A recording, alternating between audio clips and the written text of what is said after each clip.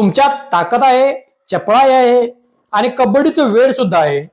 पण मित्रांनो, प्रश्न फक्त एकच उरतो, प्रो कबड्डीच्या त्या झगमगत्या मॅटवर आपण कसं पोहोचायचं?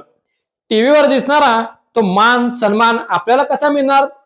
आजच्या व्हिडिओमध्ये मी तुम्हाला प्रो कबड्डी लीग मध्ये जाण्याचा सर्वात खरा, कायदेशीर आणि सोपा मार्ग स्टेप बाय स्टेप सांगणार आहे.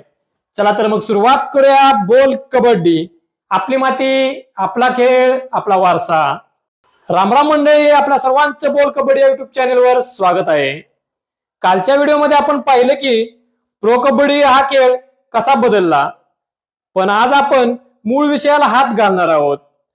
तो विषय म्हणजे प्रो कबड्डी लीग मध्ये सिलेक्शन प्रोसेस नक्की कशी आहे. हा व्हिडिओ शेवटपर्यंत बघा, कारण या व्हिडिओच्या शेवटी मी तुम्हाला अशी एक प्रो टिप देणार आहे जिने तुमचं अख्खं करिअर बदलू शकतं. टप्पा क्रमांक 1, गैरसमज आणि सत्य.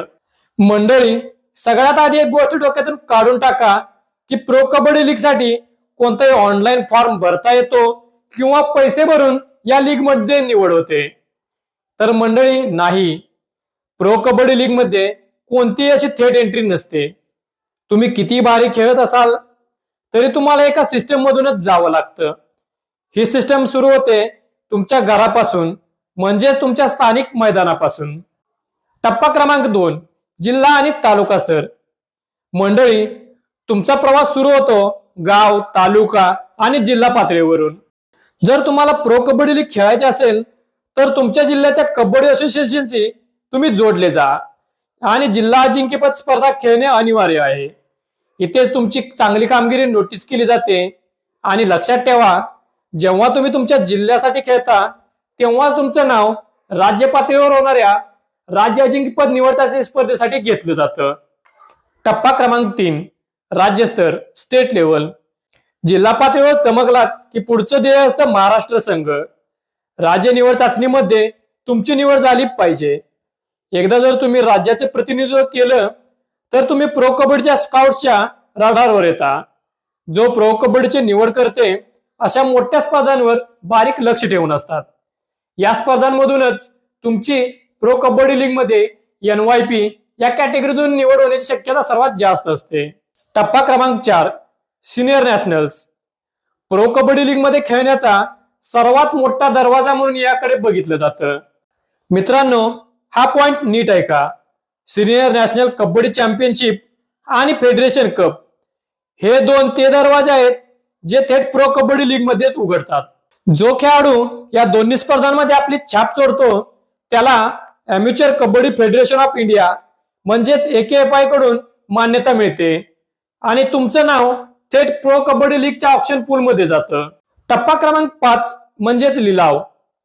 आता अनेकांना असं वाटतं की लिलावात नाव आलं की काम झालं, पण तसं नाही. लिलावात नाव येणं म्हणजे तुम्ही या लिलावासाठी पात्र आहात.